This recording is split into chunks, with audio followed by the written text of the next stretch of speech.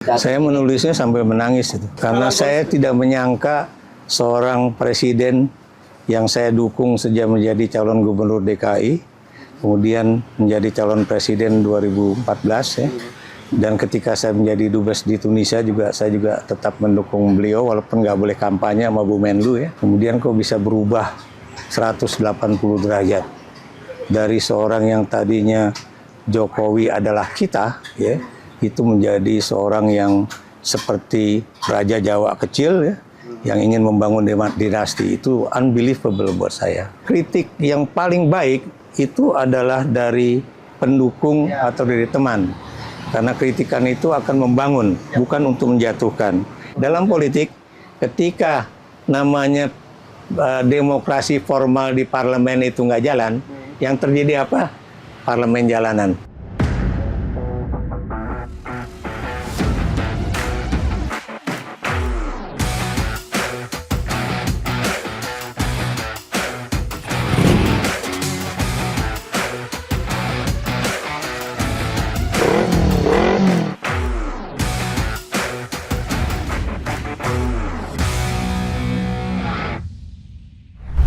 Sahabat Kompas.com, ketemu lagi bersama saya Tatang Guritno dan juga saya Ardhito Ramadan tentunya. Kurang semangat, friend. Dan saya Ardhito Ramadan. Yes, ini baru ya. Mau gaya cool dulu Cool dulu ya. Makanya nggak laku ya. Kita bertemu di acara Mas Wahid ya, numero uno ini. Number one Kompas.com ini Ya, adalah gaspol, ngobrol gas pasti nampol. Yeay.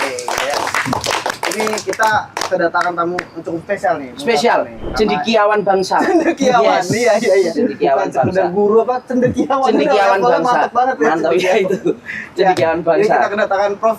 Ikrar Nusa Bakti. Terima kasih ya Prof sudah datang ke sini. Selamat pagi, terima kasih sama-sama. Ini buat Siap, Prof. para pemirsa yang mungkin belum tahu begitu. Iya. Ini punya pengalaman yang luar biasa gitu ya di dunia politik gitu ya. Karena beliau ini adalah peneliti politik di LIPI pada saat itu ya. Betul. Sekarang udah berubah jadi BRIN, mungkin tahu, tapi pernah juga menjabat sebagai duta besar Indonesia ya di Duta Tunisia. Besar RI di Tunisia Oke. dari 2017 sampai 2021. Oh yes, berarti pengalaman ini sungguh luar biasa. Berarti baru pulang 2 tahun lalu. Iya. Ya, saya pulang Oktober 2021 ya, Iya. setelah COVID agak reda.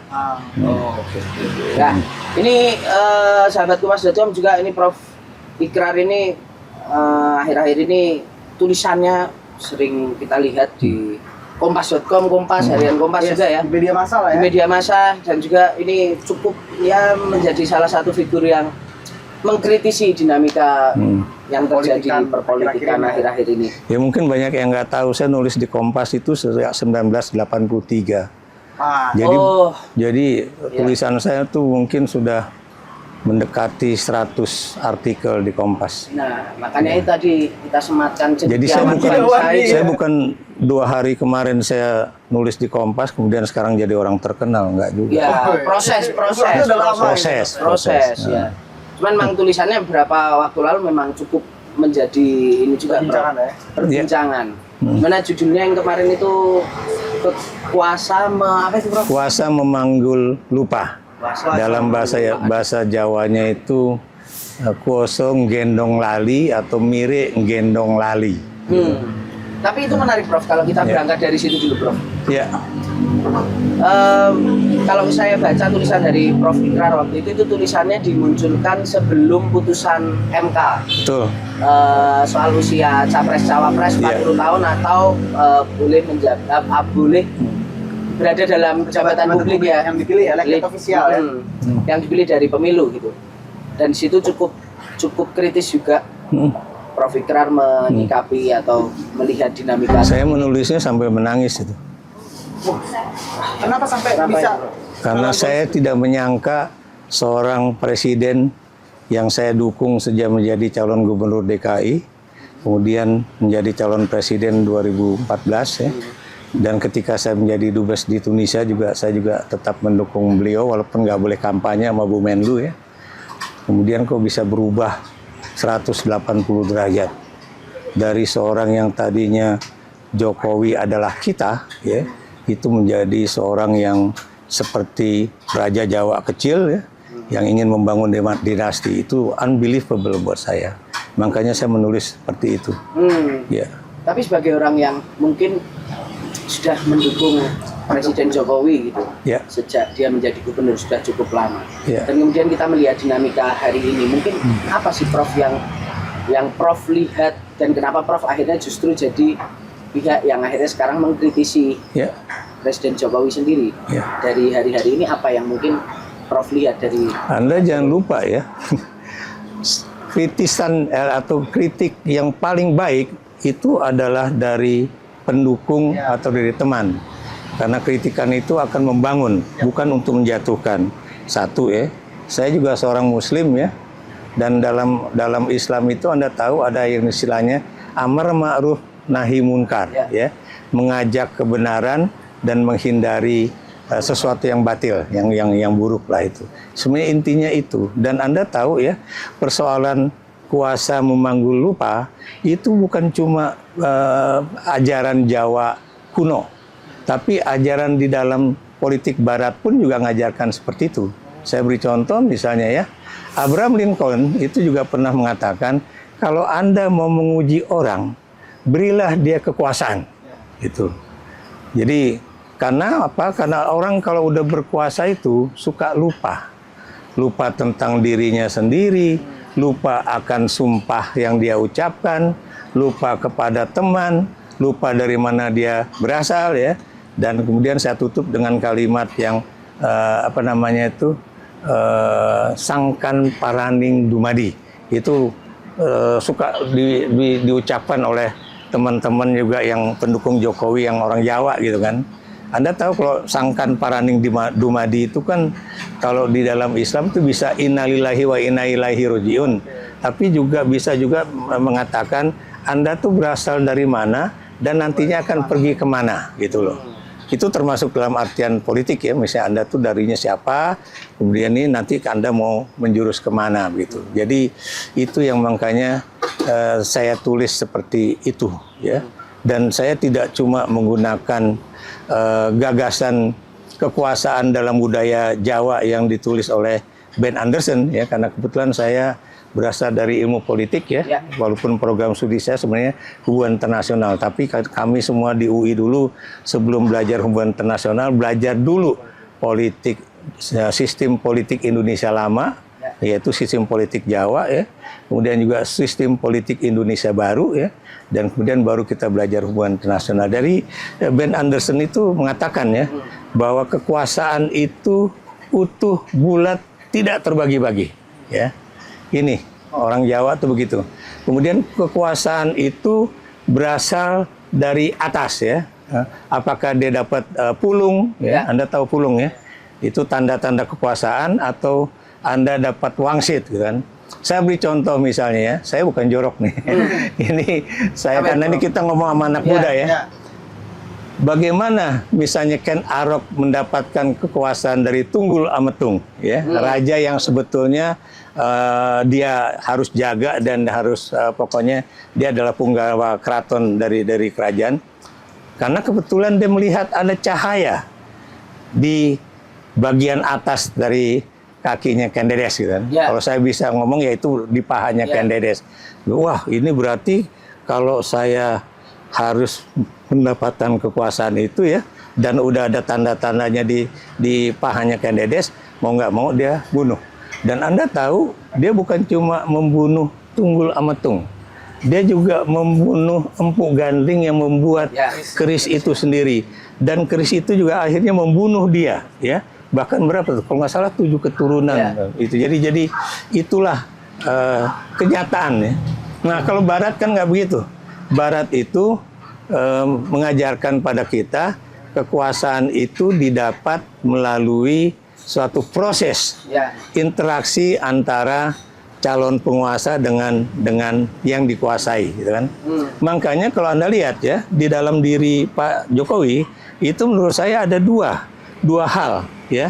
Di satu sisi dia ingin mencirikan dirinya sebagai penguasa Jawa ya, yang memandang kekuasaan itu utuh, bulat, tidak terbagi-bagi.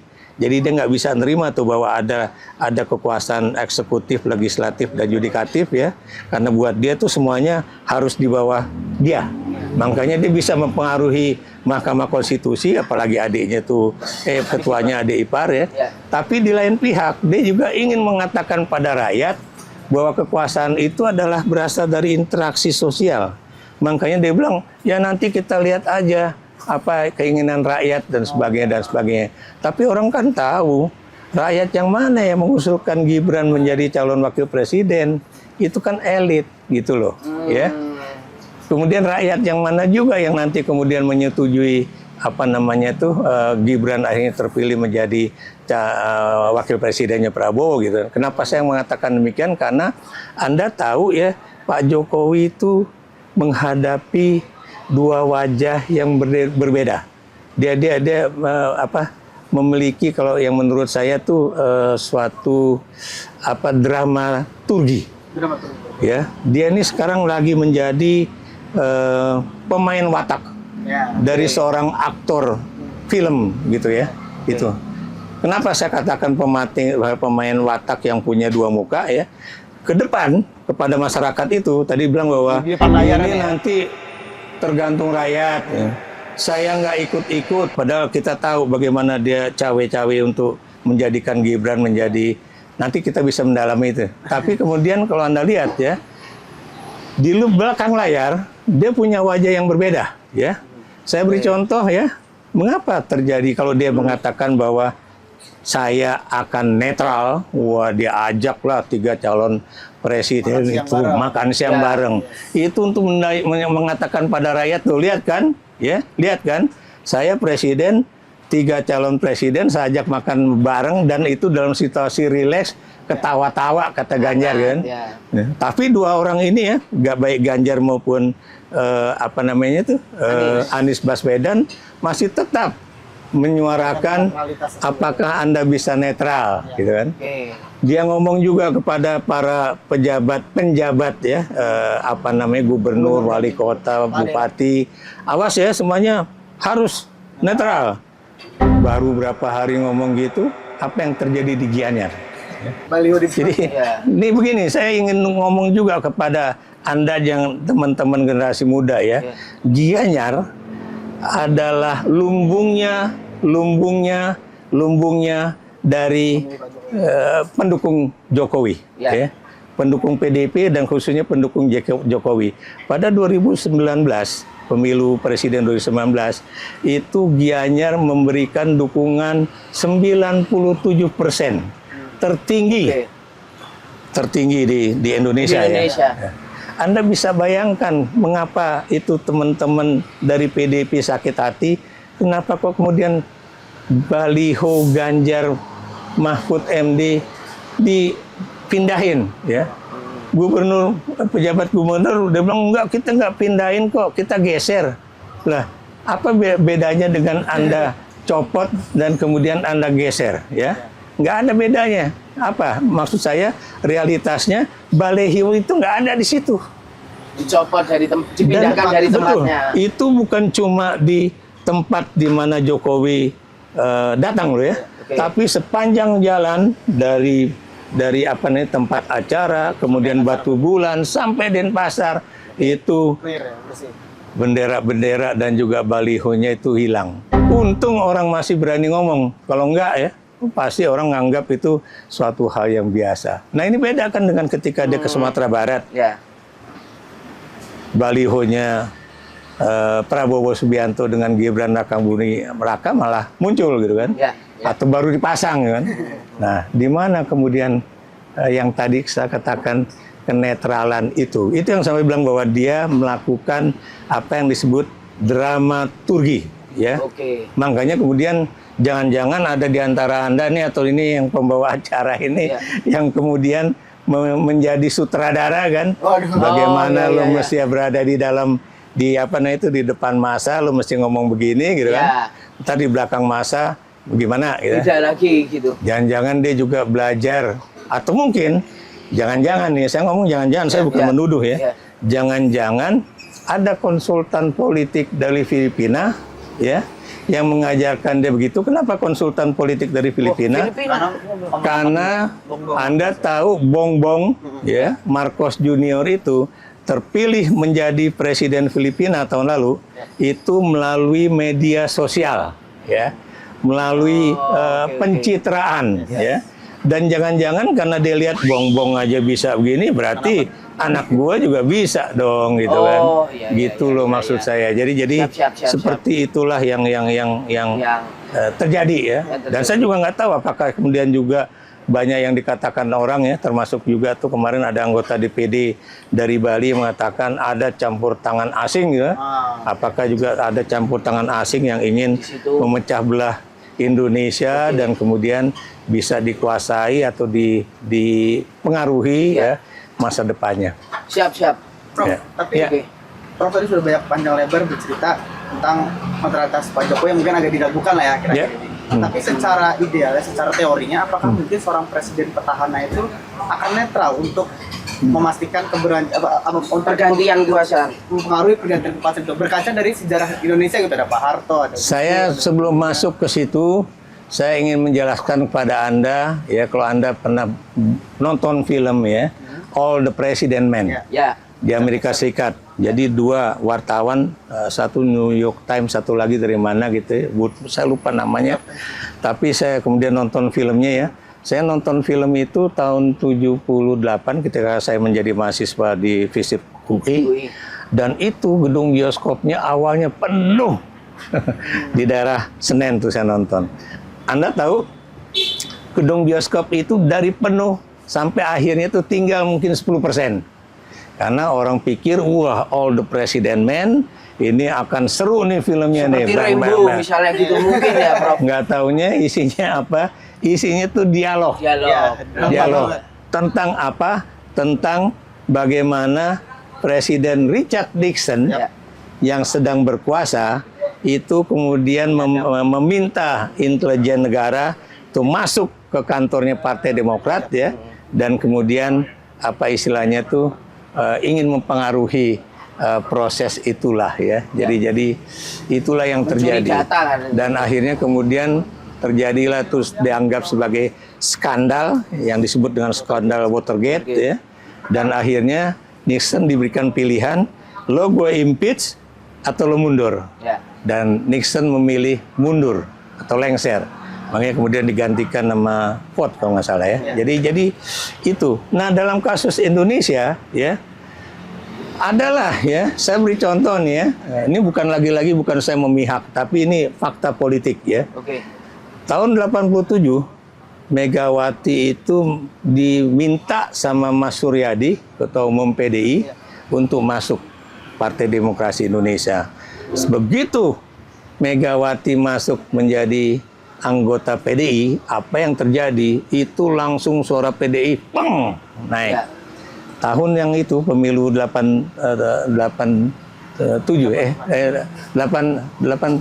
kalau nggak salah. Dari 82 ke tambah 5 87. Suara PDI langsung lompat gitu. Nilainya mungkin angkanya harusnya di bawah Partai Golkar.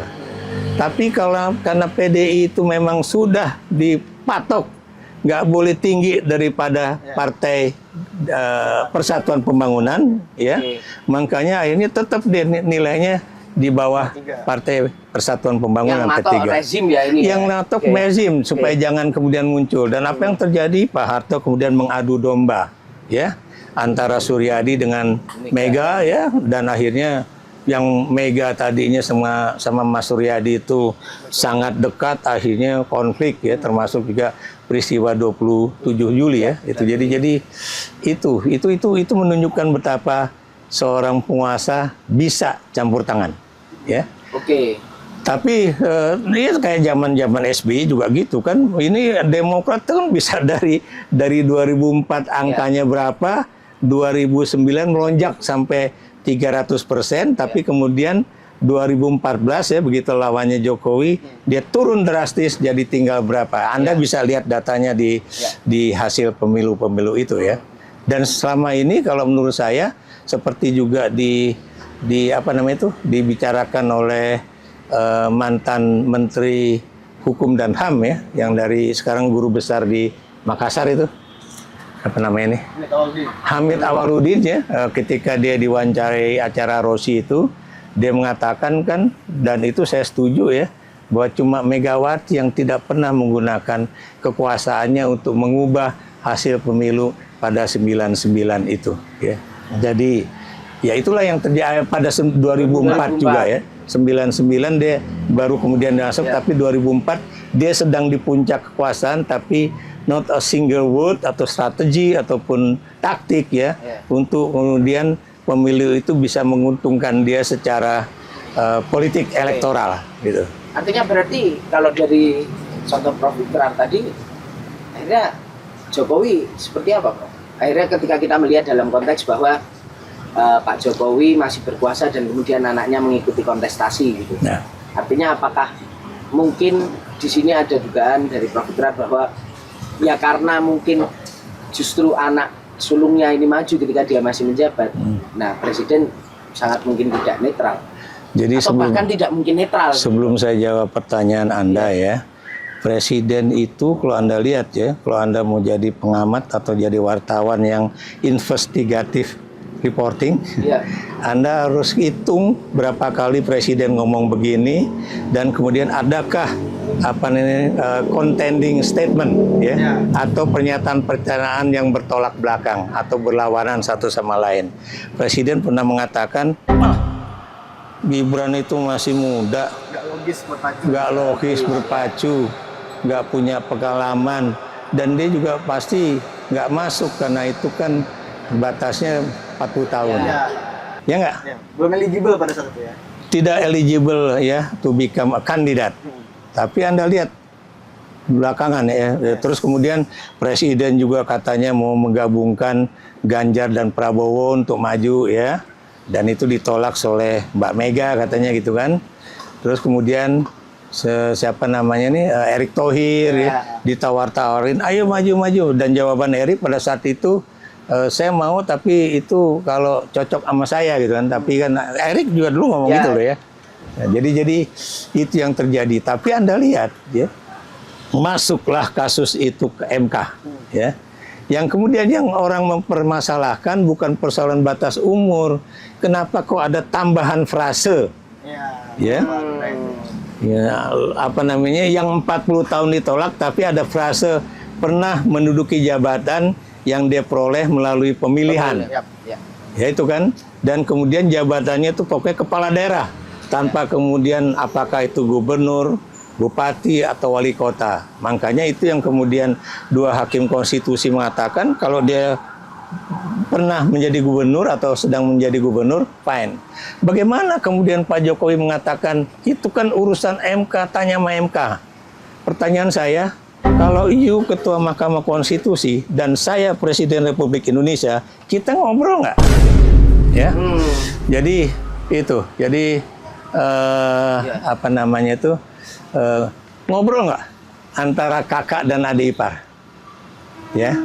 Makanya kemudian kalau itu bukan keponakan, ya, Gibran, kalau misalnya di dalam pengusulan gugatan itu tidak ada nama Gibran, diloloskan nggak oleh Mahkamah Konstitusi, ya? Itu ya. Makanya jangan kaget orang kemudian mengatakan ini bukan lagi Mahkamah Konstitusi, tapi ini Mahkamah Keluarga, ya. Can you imagine ya, kalau sebuah mahkamah yang kita agung-agungkan itu, yang harus menilai apakah sebuah undang-undang ini bertentangan dengan konstitusi, tapi kemudian digunakan untuk memutuskan sesuatu yang harusnya bukan menjadi otoritas Mahkamah Konstitusi, ya. Persoalan ini kan harusnya melalui undang-undang. Itu yang disebut dengan open legal policy. Ini saya bukan ahli hukum tata negara, tapi kami belajar politik Indonesia, belajar hubungan internasional, kita harus tahu hukum juga. Jadi itu yang harus kita lihat ya. Apakah kemudian ini yang ngomong kayak saya ngomong, kemudian nanti Mas Gunawan Muhammad sore ini juga nanti ngomong juga gitu di Rosi kan, atau kemudian Butet Kertarajasa juga ngomong banyak ya. dan kami diblame seakan-akan wah ini kok para Jokowers kok menjadi orang yang anti ya. Kita tidak pernah anti seseorang menjadi siapa asal melalui cara-cara yang legal ya, tidak melanggar konstitusi, tidak mengobrak-abrik aturan ya, dan kemudian ada kata penutup lainnya adalah bahwa bapaknya tidak sedang menjabat presiden Republik Indonesia. Gitu. Prof, tapi terkait itu kan banyak juga argumen lah dari pihak-pihak membela pasangan Prabowo Gibran ini bahwa yang terkena akhirnya ujung-ujungnya memilih rakyat yang mencoblos rakyat, termasuk Pak Jokowi juga ngomong begitu ya. Itu bagaimana, apakah bisa diterima alasan seperti itu bahwa ya Gibran sekarang nyalon bukanlah sebuah bentuk politik dinasti karena yang akan memilih pada akhirnya adalah rakyat? Itu bisa. Saya mau nanya sama Anda, Gibran itu masuk menjadi calon wakil presiden ya, itu melalui polling nggak? Tidak. Melalui kongres rakyat nggak? Ya. Dulu di Indonesia pernah ada kongres partai konvensi nasional Partai Demokrat melalui calon presiden, wakil presiden. Itu sebenarnya peletakan dasarnya cukup baik. Ya. Di Amerika, sebelum Anda misalnya menjadi calon dari Partai Demokrat atau Partai Republik, Anda mesti keliling negara bagian ya, dan kemudian dipilih oleh pengurus-pengurus di daerah, atau kemudian rakyat juga bisa memberikan suaranya melalui partai itu. Terjadi proses seperti itu nggak? Tidak. Proses menjadi calon presiden dan wakil presiden itu kan di Indonesia sangat elitis. Ya. Benar nggak? Ya. Dan saya juga ingin ingin memberikan pelajaran pada teman-teman anak muda yang mengatakan saya nggak mikirin partai. Saya ingin kalau dia orang pinter, jadi kan ya udah deh ini. Sekarang pertanyaan saya, aturan di Republik ini, Anda bisa menjadi anggota parlemen, menjadi gubernur, wali kota, bupati, itu bisa nggak tanpa melalui tanpa partai? Bisa. Kalau untuk itu bisa. Untuk menjadi presiden bisa nggak? Nggak bisa.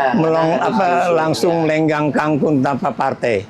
Karena kan undang-undangnya mengatakan calon presiden ya, bahkan itu dalam konstitusi negara dikatakan Anda harus melalui atau diusulkan oleh partai politik. Ya. Itu ya. Nah, itu kalau menjawab pertanyaan Anda ya, ya begitu. Pertanyaan saya, dia diusulkan oleh rakyat atau enggak gitu. Dan kemudian kalau dikatakan dipilih oleh rakyat, pertanyaannya ini playing field-nya itu ya, lapangan tempat bermain itu equal nggak atau selevel nggak? Ya, selevel nggak? Kenapa? Karena buat kami itu tidak selevel. Kenapa? Ya, itu yang kata misalnya teman saya lah ya, Bivitri Susanti, ahli hukum tata negara, mengatakan gimana kalau kemudian race-nya itu ya, pertandingannya itu atau perlombanya itu si Prabowo sama Gibran udah di sini, kemudian yang lainnya masih di bawah, gitu, statnya beda ya. Kemudian alat untuk mendapatkan suaranya itu beda ya. Kenapa demikian? Seorang presiden itu pasti memiliki sumber daya kekuasaan yang melimpah ya. Bisa dari uang yang nyumbang-nyumbang pada dia, bisa dari aparatur negara, aparatur sipil negara, TNI, Polri, intelijen dan sebagainya ya. Makanya saya cuma bisa menghimbau kepada aparat-aparat negara tersebut ya, bahwa ingat ya, Anda dipersenjatai, Anda diberikan alat ya, Anda digaji, Anda mendapatkan tunjangan fungsional dan sebagainya melalui uang rakyat, pajak rakyat. Bukan yang namanya Jokowi yang membayar gaji Anda, bukan Jokowi yang membayar peralatan tempur Anda, bukan Jokowi yang memberikan kemudian tunjangan-tunjangan itu. Hasil dari uang rakyat dan juga hasil dari penjualan sumber daya alam Indonesia, hasil ekspor dan sebagainya dan sebagainya. Nah, harusnya rakyat ini juga terbuka ya, termasuk generasi Z dan milenial itu terbuka matanya. Apakah kemudian pencalonan Gibran itu benar-benar equal? Ya. Anda lah, siapa tadi namanya? Dito. Dito. Ya. Kamu bisa nggak besok tuh mencalonkan diri menjadi calon wakil presiden ya? Kalau bapakmu itu bukan presiden. Tentu tidak. Nah, Siapa yang akan menilai dia tiba-tiba kamu langsung diterima oleh Partai Golkar dan 2 hari kemudian menjadi calon wakil presiden? Caimin aja pengennya lama nggak dapat ya. Prof Mahfud tahun lalu 2019 aduh 5 tahun lalu. Ya itu ini jadi langsung berarti gitu ya, Prof? itu kan berarti dia ada privilege ya, privilege sebagai anak presiden ya. Itu. Kalau misalnya Anda berjualan atau berbisnis ya. Kalau Anda orang biasa ya, Anda ya dapat modal dari mana ya. Tapi anak presiden kan bisa mendapatkan investasi yang auzubillah min zalik gedenya itu, yaitu dari berbagai sumber kan. Adakah kemudian kesetaraan itu? Ya. Ini pada anak muda ya. Dan anak muda yang juga berkarir, saya mau juga tanya sama dia, apakah Anda memiliki kesempatan yang sama dengan anak-anak presiden untuk menjadi misalnya penguasa di daerah atau kemudian sekarang menjadi calon penguasa di tingkat pusat gitu. Nah, kalau itu kemudian tidak equal ya, tidak ada equality before the law, tidak ada kesamarataan kesejajaran depan hukum, yaitu Anda bisa tahu bahwa ini pasti ada hak-hak privilege yang luar biasa. Gitu. Jadi itu yang harus disadari. Artinya Prof juga ingin mengatakan bahwa sebenarnya sosok Gibran ini tidak bisa dikatakan sebagai merepresentasikan anak-anak muda untuk berkiprah di dunia politik begitu ya? Karena kan melihat proses begitu. Padahal Partai Golkar itu adalah partai yang boleh dikatakan tertua ya untuk saat ini ya, dibandingkan partai yang lain ya, dan punya suatu merit system yang udah sangat complicated ya. Ahmad Doli apa namanya itu apa? Yang dari Golkar, Iya, yang dari Golkar itu. Saya yakin ya ketika dia membacakan bahwa Gibran dicalonkan menjadi calon wakil presiden dari Partai Golkar, pasti dalam hati dia sedih. Gue jadi anggota Partai Golkar, jadi wakil ketua Partai Golkar, berapa tahun gue nih berdarah-darah gitu kan. Berapa tahun gue ngikutin pendidikan kader Golkar atau pendidikan politik dari tingkatan yang paling bawah, kemudian middle ranking apa namanya official, kemudian sampai yang paling tinggi gitu kan. Tiba-tiba off the blue ya gitu kan, entah datang dari kayangan, tiba-tiba muncul nama anak presiden menghancurkan seluruhnya. Rusak kan sistem merit di dalam Partai Golkar ya. Rusak juga sistem merit di dalam partai-partai lain, rusak juga dialog-dialog di antara pendukung Prabowo itu ya, yang untuk menentukan siapa calon presiden yang akan mendampingi Prabowo Subianto. Calon wakil presiden, sorry. Nah, jadi itu apa yang berarti artinya ini, Prof, tidak bisa dikatakan bahwa Gibran ini kan karena gini, Prof. Kalau dari kubu yang pro kan mengatakan bahwa Gibran sama dengan representasi politik anak muda. Artinya kalau tidak mendukung Gibran atau mungkin mendukung Gibran sama dengan kita mendukung memberi peluang untuk anak muda yang lain.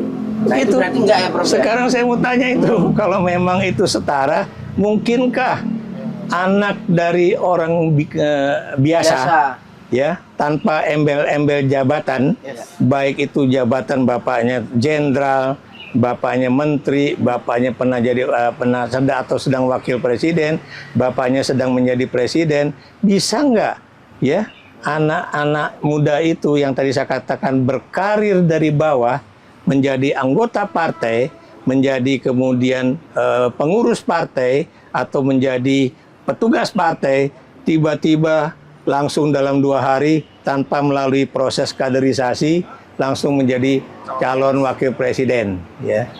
Ini saya mengatakan juga gini, Pak Jokowi selalu mengatakan ojo ke susu ya. Ojo gerusa-gerusu ya.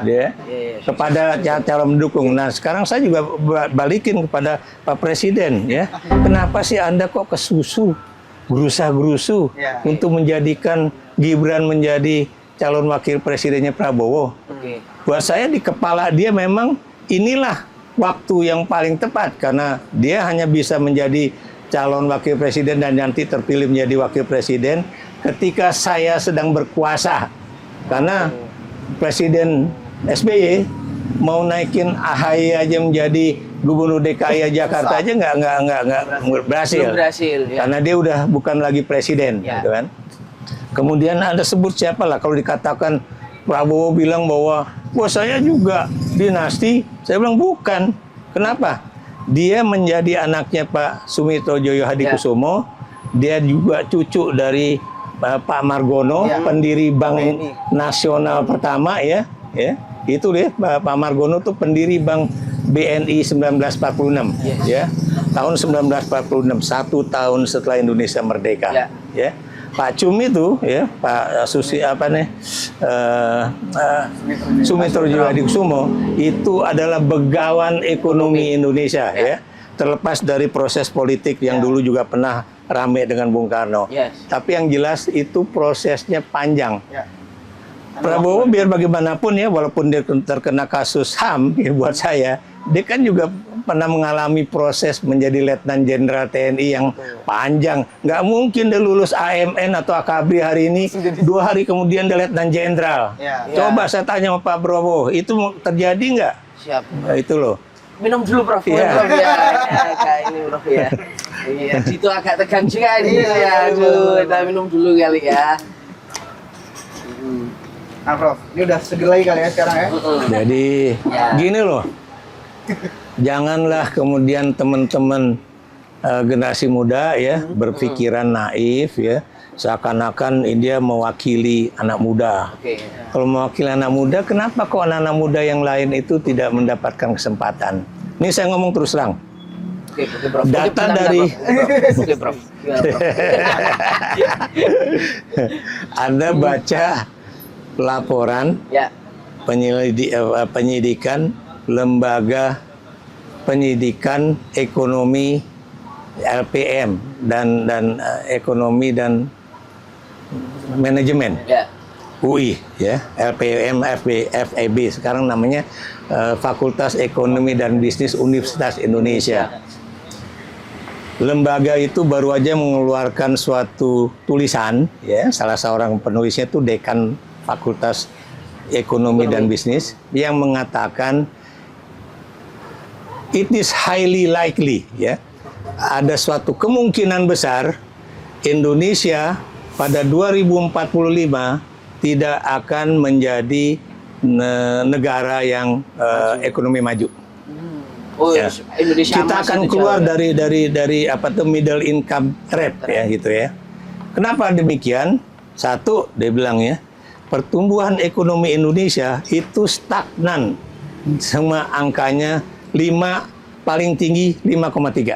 Ya. Sementara negara lain paling kecil itu 16%. 6% ya. Paling rendah itu 6% untuk bisa keluar dari middle income trap gitu ya. Faktor kedua, bahwa kita tidak memiliki sumber daya manusia ya yang kemudian kompeten untuk bisa menggerakkan apa yang disebut dengan ekonomi ya, termasuk juga ekonomi kreatif. Nah, kemudian yang lain lagi ya. Anda baca data, ini saya ngomong pakai data nih. Anda lihat ya. Yes, Prof. Apakah Gini rasio, koefisien Gini ya di perkotaan, di pedesaan itu kemudian sekarang naik atau enggak? Pada tahun 2020 itu kalau nggak salah masih yang di perkotaan di bawah 0,4 ya, 0,40. Sekarang kalau nggak salah di perkotaan itu sudah di atas 0,4. Berarti kesenjangan pendapatan, ketimpangan di perkotaan makin tinggi. Di pedesaan itu kayaknya masih ini lebih oke lah ya, lebih rapat ya. Karena itu kalau nggak salah angkanya masih 0,3 sekian gitu ya. Tapi kalau Anda jumlahkan dua itu dibagi dua, itu angkanya juga kayaknya masih di atas 0,4. Sementara kata ekonom, kalau terjadi di atas 0,4 Gini rasio atau koefisien Gini itu, ini akan memudahkan namanya generasi muda ya, itu akan timbul yang apa disebut dengan demand yang begitu tinggi ya. Harapan gini, di sini ya seperti waktu kita menjelang jatuhnya Soeharto itu, disinilah terjadi yang disebut dengan revolusi harapan-harapan yang meningkat, ya.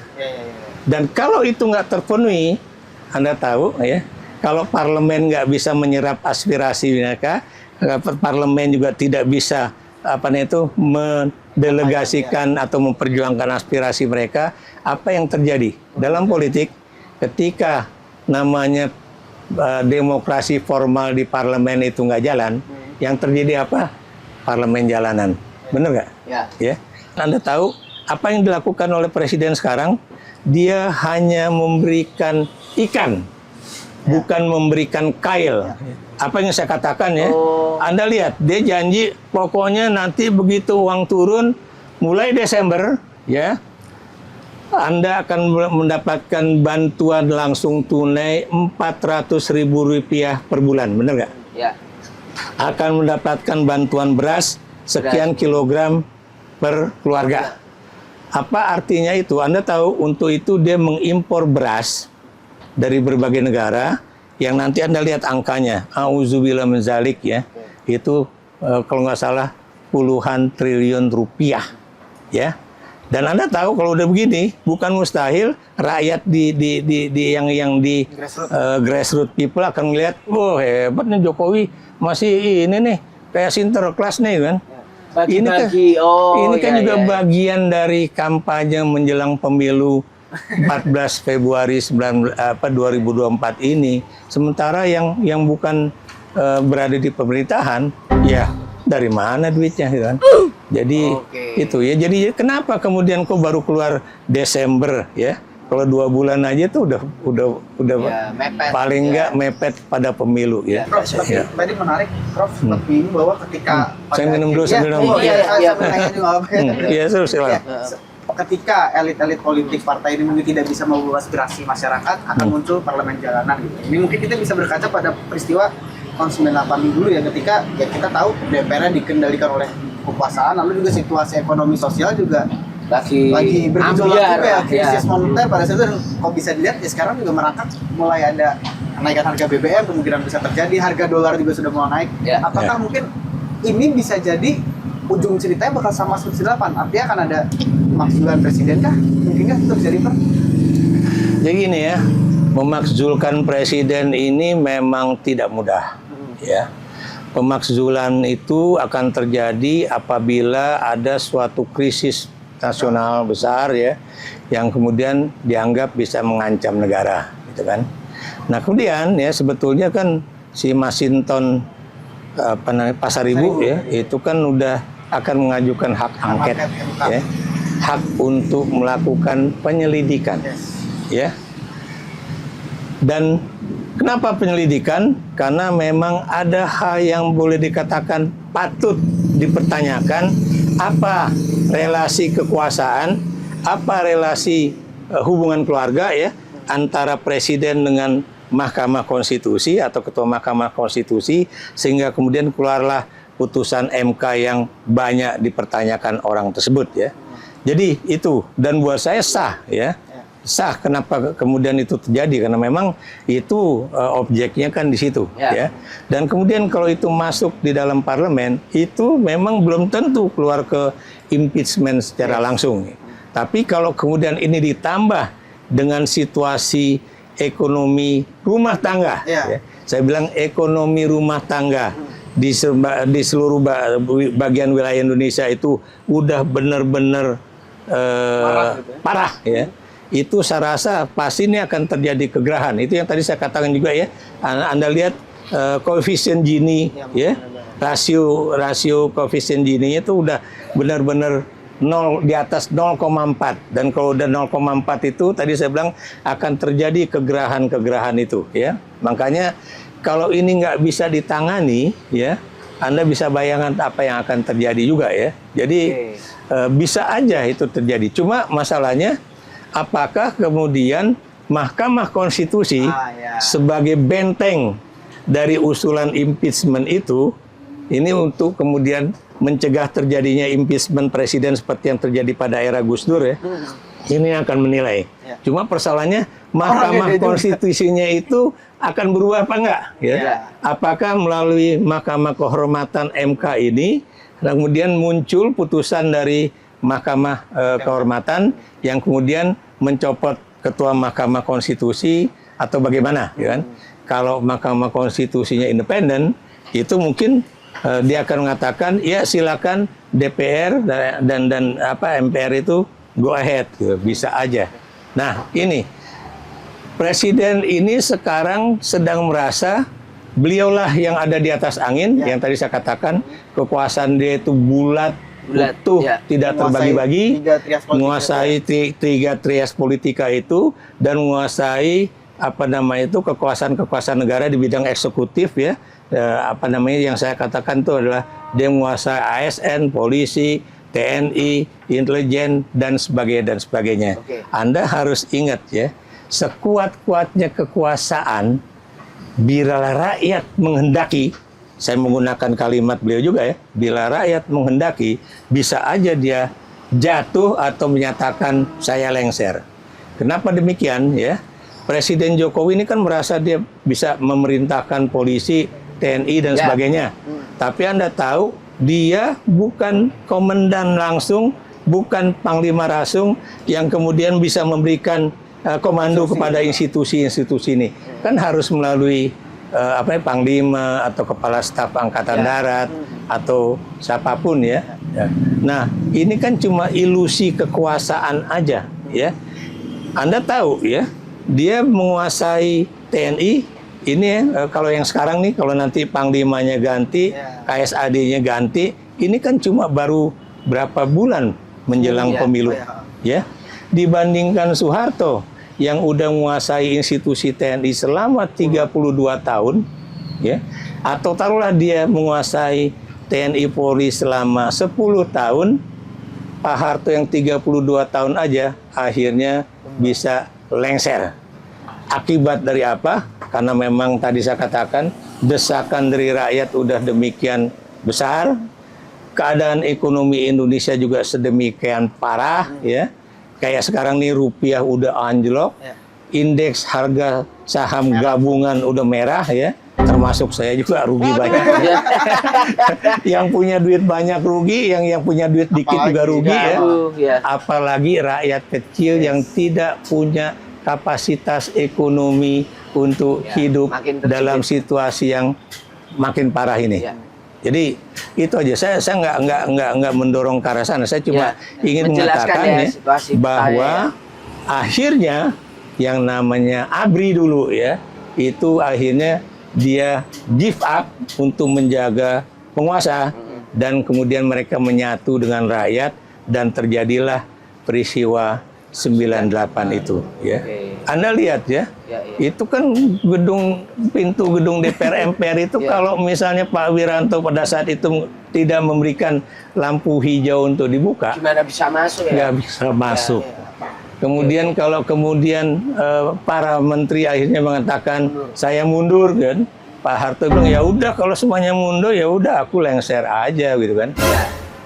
Kalau itu nggak ini maksud saya pada titik yang paling buruk yang namanya Tentara Nasional Indonesia, yang namanya Polri, yang namanya aparat birokrasi pasti lebih memilih menyatu dengan rakyat dibandingkan menyatu dengan penguasa yang tinggal 1 tahun lagi berkuasa di Republik ini. Jadi itu pilihan-pilihan yang pastinya diambil oleh aparat negara yang masih mencintai negara kesatuan Republik Indonesia ini ya, dan tidak ingin Republik ini juga menjadi semi kerajaan. Oke, Prof.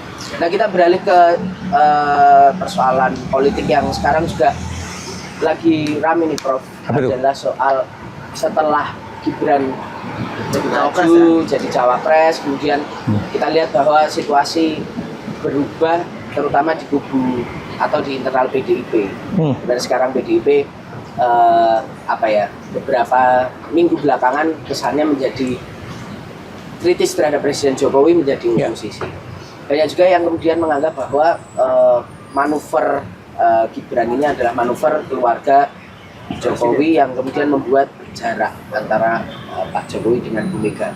Dalam sudut pandang Prof, kacamata Prof sendiri melihat situasi itu benar terjadi nggak? Mengingat sekarang katakanlah mungkin ada juga nih Prof counternya yang muncul adalah bahwa ya PDI juga belum memberikan sanksi tegas. Ada muncul juga anggapan bahwa jajan PDI-nya dua kaki kayak gitu. Nah, tapi kalau dari sudut pandang Prof gimana? Jadi begini, kalau saya melihat ya, saya terus terang berani mengatakan Ibu Megawati Soekarno Putri itu masih seorang yang konstitusionalis.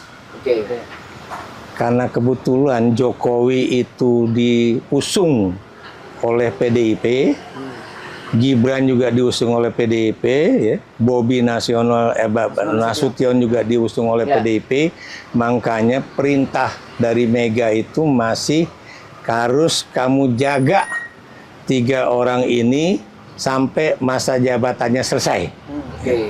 Nah, kemudian kalau kemudian banyak orang kemudian menjelekkan Mega, ini si ibu buruk lah, ketua umum yang menjelekkan Jokowi dan sebagainya. Kan diceritakan seperti itu. Ya.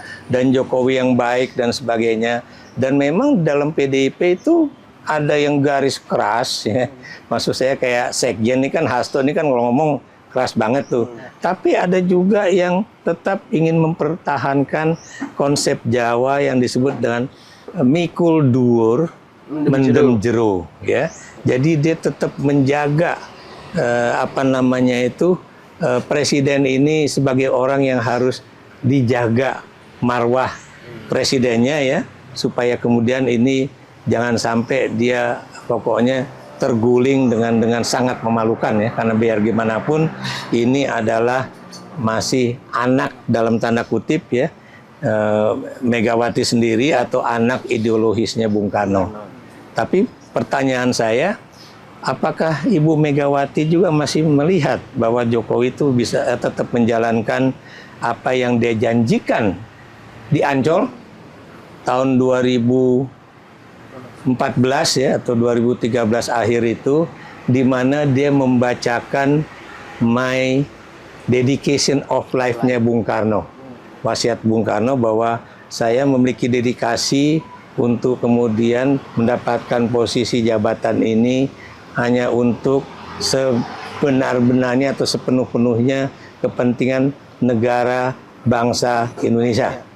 Nah, sekarang kamu lihat ya, Jokowi itu masih seperti itu atau sudah mulai lebih mementingkan anak, keluarga, kelompoknya dibandingkan bangsa dan negara Indonesia. Kalau buat saya ya, Jokowi itu bukan cuma memutar arah reformasi dari tahun 2023 ini yang harusnya menuju dari konsolidasi demokrasi menjadi kematangan berdemokrasi pada 15 tahun yang akan datang, tapi dia udah mengarahkan era reformasi itu ke sebelum 98. Malah mundur. Gitu. Mundur ya. Okay. Kemudian dia juga mengacaukan sistem merit atau sistem rekrutmen kader, calon pemimpin di partai-partai politik gitu kan. Ini partai-partai politik itu kacau semuanya itu kan.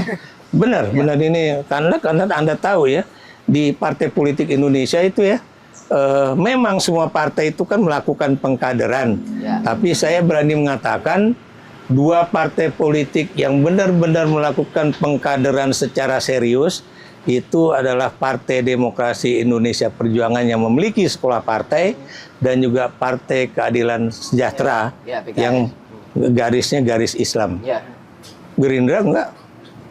Prabowo aja bilang, ya kalau kita ngambil kader dari partai lain biasa dong. Kader saya juga diambil. Saya ingin tanya, kader mana yang diambil oleh partai lain untuk menjadi calon presiden atau wakil presiden dari partai lain, bukan oleh Gerindra. Itu aja. Jadi, dan kemudian apakah kemudian dinasti politik itu biasa bisa menjadi keuntungan bagi bangsa untuk dedikasi negara? Saya bilang, untung saya nggak keluar kata yang agak nggak enak ya. Tapi buat saya nggak masuk akal gitu kan. Itu nggak masuk akal saya. Kenapa? Ya, tadi saya katakan karena proses menjadikan Gibran menjadi cawapres itu Instan, very unusual, ya. Nggak ada di negara lain seperti itu, ya. Nggak ada di Republik Indonesia ini sejarahnya juga seperti itu, gitu kan? It is very unusual, gitu kan? Jadi terus terang ya, Prabowo nggak bisa ngomong bahwa Megawati juga bagian dari dinasti politik atau bagaimana ya, atau juga kepala daerah juga begitu ya. Tapi buat saya sejauh itu tidak melanggar konstitusi dan undang-undang, sejauh itu ya fine aja, karena memang tidak ada larangan misalnya anak, keponakan atau siapa dari seorang politisi itu maju juga menjadi kandidat legislatif ataupun kepala daerah atau bahkan presiden wakil presiden. Artinya kalau Prof. Ikrar mau mengatakan bahwa berarti saat ini memang posisi politik atau pilihan politik antara Pak Jokowi dengan Bu Mega sudah sangat berseberangan. Pernah terjadi nggak dalam sejarah politik Indonesia ada seorang presiden yang didukung oleh partai tertentu, kemudian di 1 tahun terakhir menjelang habisnya masa jabatan, dia kemudian meninggalkan partai tanpa mengatakan mohon maaf, tanpa mengatakan saya keluar dari partai, tanpa kemudian mengembalikan kartu tanda anggota, ya. Gibran juga ngapain sampai sekarang nggak balikin kartu tanda anggota PDIP-nya di Solo, ya. Dan kemudian kenapa? Mungkin bisa jadi ya. Jangan-jangan Gibran itu masih nahan kartu tanda anggotanya ya, sampai kemudian MK ini keluar dengan putusannya. Sebab kalau dia nggak misalnya dia ternyata layak untuk menjadi calon wakil presiden, ya, makanya Erick Thohir siap-siap untuk maju itu, dia datengin Prabowo ke rumahnya, ayo makan, dan itu kan meme-nya kan banyak tuh ya, lu jangan kemana-mana lo, bilang itu, nanti kalau si Gibran nggak bisa maju lo yang mesti jadi wakil, meme-nya kan seperti itu. Ini kan meme anak muda kan macem-macem tuh. Dan sangat mungkin ya itu hal itu sangat mungkin terjadi kalau Mahkamah Kehormatan Mahkamah Agung ini benar-benar melakukan tugasnya itu dengan sepenuh hati atas dasar konstitusi dan juga undang-undang yang ada. Tapi kalau MK itu kemudian juga masuk angin, ya, memberikan angin surga pada pernyataan-pernyataan poin-poin di atasnya, tapi kemudian menjadi api neraka di bawahnya, wah. Bisa tidak kepercayaan publik kepada Mahkamah Konstitusi dan juga Mahkamah Kehormatan MK, ya, bisa sangat tinggi. Dan kemudian akan orang mau bertanya, ya, kemana kita harus bertanya, kemana kita harus meminta? Rumput yang bergoyang, Prof. Ya, apakah kepada rumput yang bergoyang atau pada benar ini di generasi tahun 66 atau 70-an itu kan. Kemudian akhirnya pergi ke Makam Pahlawan Kalibata, kemudian menyatakan, pahlawan, kepadamulah kami mengadu. Padahal Anda tahu pahlawan itu udah rest in peace. Dia juga nggak bisa lagi bicara, dia nggak bisa lagi memperjuangkan kepentingan rakyat, gitu kan. Jadi itu yang akan terjadi. Masa kemudian kita putar balik ke tahun 98 atau 60-an seperti itu, gitu kan. Saya tahu, Prof, itu tadi itu belum dijawab belum. Jokowi sama Mega itu berarti berseberangan atau gimana? Kalau buat saya memang iya. Dan Jokowi kemarin habis pulang dari Cina dan dari Arab Saudi, kok kemudian nggak menjelaskan pada Bu Mega bahwa dia tidak lagi menjadi bagian dari PDIP, dia mengajukan anaknya untuk menjadi calon wakil presiden dari partai lain, gitu kan. Itu menurut saya itu nggak pernah terjadi itu, ya. Kalau kemudian seorang kemarin di doorstop nggak mau komentari ya. Ya kayak misalnya nih, ya, memang biasa orang itu yang tadi yang dulu di Kompas juga sebelum saya menulis tentang kuasa memanggul lupa, saya menulis mengenai akrobatik politik, ya, di mana pimpinan partai itu kan ini dari koalisi ini pindah koalisi itu, atau anggota partai itu melakukan freelancing belief, freelancing free willing style gitu kan. Dia bisa pindah ke sini, pindah ke sana tanpa melihat ideologinya itu sesuai apa enggak gitu kan. Itu fine, bisa ya. Mantan anggota Golkar bisa pindah ke PDIP. Dulu banyak awal-awal reformasi, sekarang enggak ya, karena PDIP udah punya kader sendiri ya. Kemudian mungkin orang dari PDIP bisa pindah ke Gerindra karena dia nggak dapat tempat di PDIP untuk menjadi calon anggota legislatif. Tapi kalau kemudian ya seorang presiden yang masih berkuasa didukung oleh partai itu, kemudian menyalurkan politik ininya tentang sirkulasi elit ini melalui partai lain tanpa kemudian memberikan informasi kepada partai yang mendukungnya, ini auzubillah min zalik baru sekarang terjadi. Ya. Dan itu terserah anak-anak muda itu melihat ya. Lihatnya seperti apa gitu. Kenapa demikian ya? Saya teman-teman yang apa namanya itu yang sangat concern dengan Indonesia, kami yang tetap ingin melihat tegaknya NKRI, tegaknya demokrasi, itu melihat apa nih yang akan terjadi kalau ini kemudian dibenarkan, ya.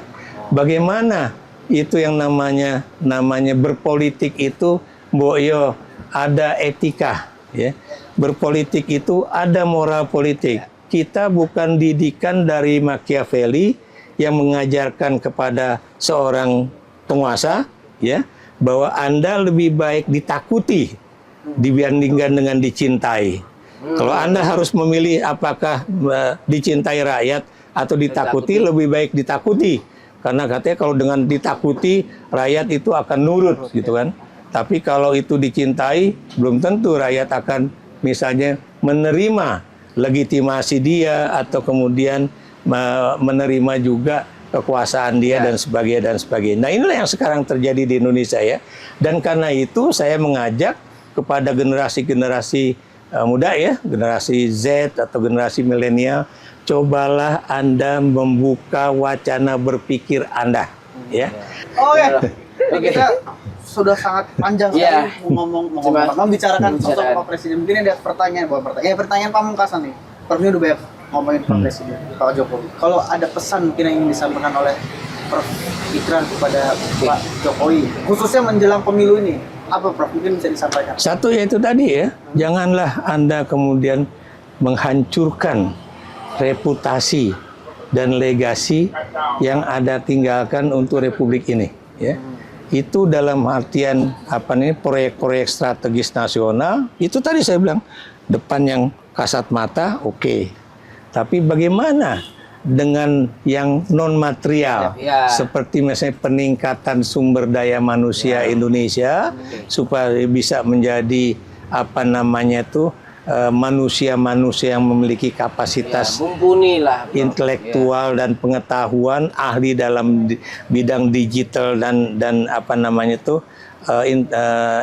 artificial intelligence ya, dan kemudian bisa bersaing dengan anak-anak muda di negara lain. Anda lihat juga berapa jumlah anak-anak Indonesia yang kemudian mengambil pilihan untuk bekerja di Singapura dan menjadi warga negara Singapura ya, karena apa namanya itu tawaran-tawaran dari Singapura begitu menggiurkan, bukan cuma dari segi income tapi juga kesempatan untuk menjadi seseorang dengan apa namanya itu peningkatan kapasitas yang tinggi. Makanya jangan heran ya kalau menurut data yang saya tahu 1 tahun itu sekitar 1.000 anak muda Indonesia kemudian menjadi warga negara Singapura gara-gara tawaran-tawaran yang lebih menggiurkan itu.